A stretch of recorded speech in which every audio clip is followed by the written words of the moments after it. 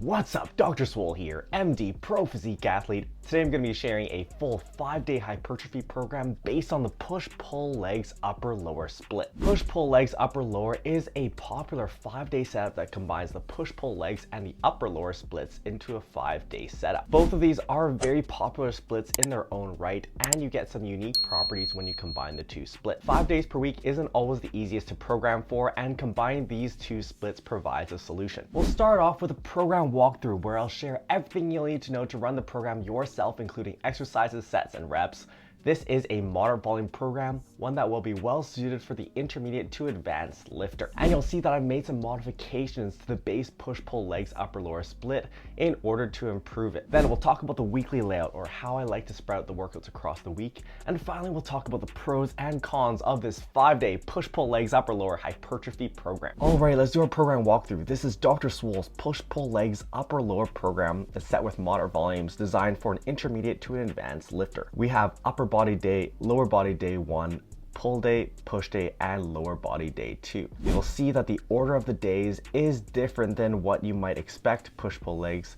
We've swapped around pull and push days, and we'll talk about that later. Here are the exercises, and there are the sets and reps. Down here we have the total number of sets for each workout, so you have an idea workout length, and here we have the total number of sets for each muscle group each week. Let's start off with upper body day. We kick it off with dumbbell bench press for the chest. We're doing 4 sets here when we're using a top set back off method. So you're going to work up to 2 heavy sets of 5 to 8 reps, followed by 2 back off sets of 6 to 10 reps. You'll be using lighter weight for the back off sets, and this allows you to get some heavier strength work in with those lower reps while still adding in some volume with the high reps afterwards. Then we have cable rows for the back, 3 sets of 6 to 10, followed by neutral grip pull downs for the back, 3 sets of 10 to 15, easy bar skull crushers for the triceps, 3 sets of 6 to 10. Then we have dumbbell lat raises for the side delts, 3 sets of 8 to 12, and finally machine calf raises for the calves. We're using a MyRep scheme here, so you're going to work up to 1 main set of 12 to 20 reps, followed by 7 mini sets of 3 to 5 reps, taking about 10 seconds of rest in between all of these. This is like a rest pause technique,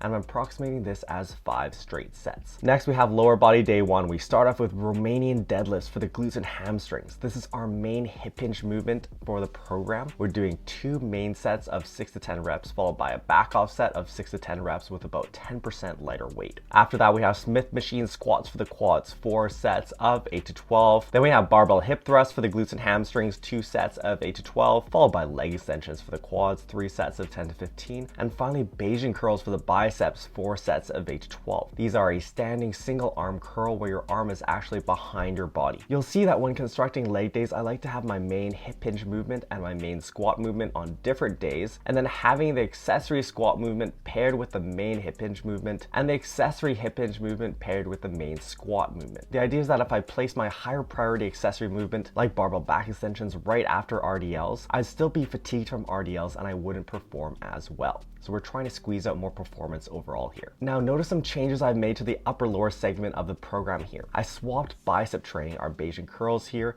with calves from leg day. This allows us to train biceps when we're fresh, which is a powerful advantage we'll talk about later. Going on to pull day, we start off with T-bar rows for the back, 3 sets of 6 to 10. This is our main back movement of the program, and you'll see that I've spread out our axial loading for the program from RDL, squats, and T-bar rows, considering that there is a rest day in between these 2 days here. Next, we have chest supported rows for the back, 3 sets of 8 to 12. After that, machine pull downs for the back, 3 sets of 10 to 15. Cable upright rows for the side delts and the traps, 3 sets of 8 to 12. After that, we have dumbbell lateral raises for the side delts, 3 sets of 12 to 20.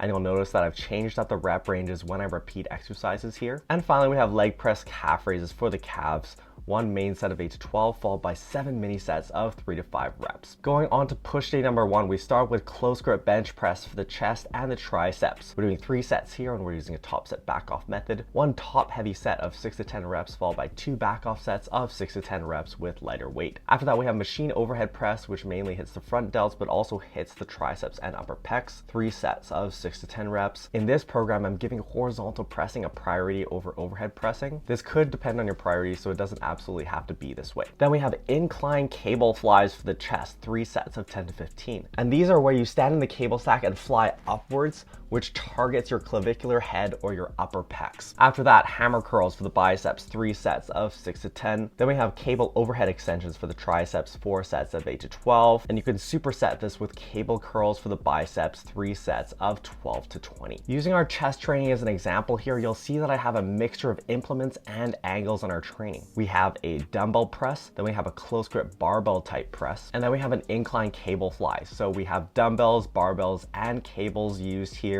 That allows you to target different tension curves, and we also have different angles since we have incline flies to target those upper pecs. Having a variety of exercise types like this will make sure that you cover all of your bases in terms of muscle growth. Going on to lower body day 2, we start off with squats for the quads. 4 sets, and we're also using a top set back off method, 2 top sets of 5 to 8 reps followed by 2 back off sets of 6 to 10 reps with lighter weight. Then we have barbell back extensions for the glutes and hamstrings, 3 sets of 6 to 10, and these are where you're in the back extension machine. I set it to around 55 degrees and you're actually using a barbell. This allows you to load this exercise heavily and makes it way better for hypertrophy. Then we have leg press for the quads, 3 sets of 8 to 12, followed by leg curls for the hamstrings, 2 sets of 10 to 15, and finally machine lateral raises for the side delts, 5 sets of 10 to 15. In this push-pull leg segment of the program, you'll see that I've swapped bicep training with side delt training as well as calves, and move some side delts off onto lower body day 2. So biceps moved from pull day onto push day, calves moved from lower body day onto pull day, and we moved some of our side delt work onto lower body day. This does a couple of things. First, it allows you to train your biceps when they're fresh, and it allows you to split up your side delt work so you're able to train more sets when you're fresh, and ideally you'd end up being more productive overall. For example, if I lumped these 5 extra sets of machine lateral raises on this day, I would have a lot of side delt work in one day, and I probably wouldn't be performing as well by the end of it. What program do you guys want to see me cover next? Let me know in the comments below. I'm the CEO of Free Hypertrophy Programming on YouTube, and I really want to help you guys out. Now that you've seen the program, let's talk about the program layout. We have upper body day, lower body day 1, rest day, pull day, push day, lower body day 2, and rest. There are a couple of things to note in terms of the layout of push-pull legs upper lower. First of all, with the upper lower segment, you want your upper body day coming before your lower body day because a tough lower body day could impact your upper body day coming afterwards, but not so much the other way around. Also, looking at this upper lower segment, you'll see that we have a 2-day segment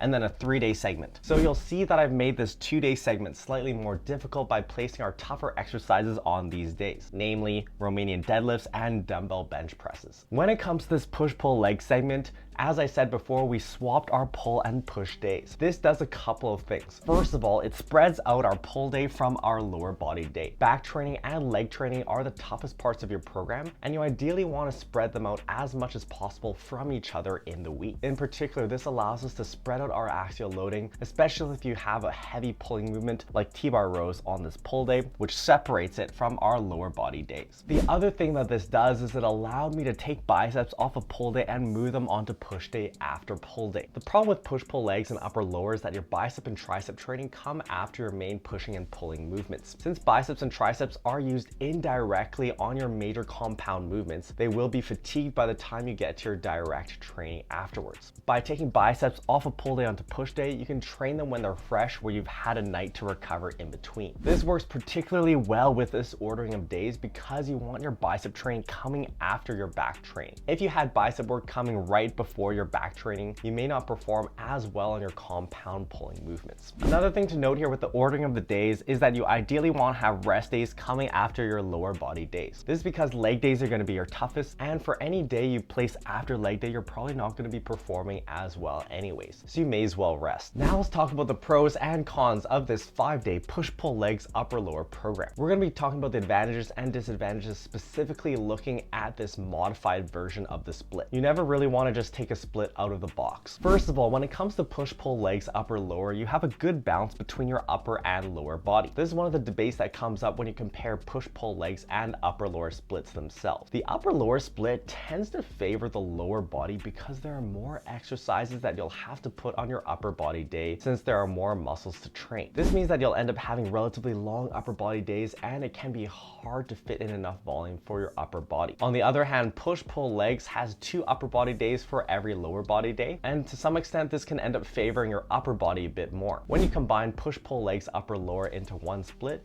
you have a nice balance of 3 upper body days to 2 lower body days. The next advantage of this program is that you're able to train biceps when they're fresh. As you saw, I was able to move bicep training off of pull day onto push day, and when you separate biceps from back training, you're able to perform better on that bicep work. This solves one of the major disadvantages of the push-pull leg split, where your small muscle group training always comes after main compounds. Note that our bicep training still did come after back work on our first upper body day, but the way I see it is that as long as you're able to have one priority day where you're able to train that muscle group when it's fresh, you're going to be able to squeeze out a lot of that benefit. Finally, with this modified version of the split, you get a high frequency for both bicep and side delt training. Your biceps are actually getting trained 4 times per week. When you count the fact that they're trained indirectly, note that I was able to separate biceps from back training both in the upper lower segment and in the push-pull leg segment of the program. This ended up getting a little bit tricky since we have an asymmetric split here, but as you saw, we were able to make up for it by moving around side delt work and calf training. The biceps are getting trained 4 times per week when you count the fact that they're trained indirectly with your back pulling work. So they get trained indirectly through back training on upper body days, directly on bicep training on lower body day 1, indirectly through pulling movements on pull day, and directly on bicep training with push day. Side delts are also getting trained with a higher frequency of 3 times per week. And you'll see that I was able to swing this by taking side delt work off of push day and then splitting it up over pull day and lower body day 2. Side delts tend to do well with higher volumes, and higher volumes do best when spread out over more days. In terms of the cons of this program, there actually aren't that many. We were able to address a lot of the inherent weaknesses of the upper lower and push-pull leg split through some modifications, as you saw me explain. One outstanding issue is that triceps are trained after pushing movements. This is an inherent problem to both the push-pull legs and upper lower split. Since your triceps are used indirectly with your pushing movements, like with horizontal or vertical pressing, you're not going to perform as well on your direct tricep training when it comes afterwards. In this program, I chose to prioritize biceps and side delts in terms of freeing up those small muscle groups and increasing their frequency. You could also try to separate triceps from your pushing training, or you might want to go for a split that has dedicated arm training, like with the Arnold split. All in all, I think this is a very well balanced program for 5 days per week, and it's definitely one to consider if you have all-around hypertrophy goals. If you're really trying to take your physique to the next level, check out my course, Dream Physique Nutrition. This is a one-stop shop for training nutrition, where you're going to learn how to both bulk and cut. Once you master the bulking and cutting process, you're going to be set for life in terms of your nutrition programming for bodybuilding. Nutrition is a massive component of how your physique looks, so you definitely want to get a handle on it. Check out the link in the description below. You'll be able to watch a free webinar where I share 4 critical components to a successful diet. If you want to see a unique 5-day split, check out this video where I share a program based on the Dr. Swole Arnold split. This combines the Dr. Swole split, which I designed, with the 3-day Arnold split into a unique 5-day setup. Make sure you subscribe to the channel to transform your physique and your life, and we'll see you next time.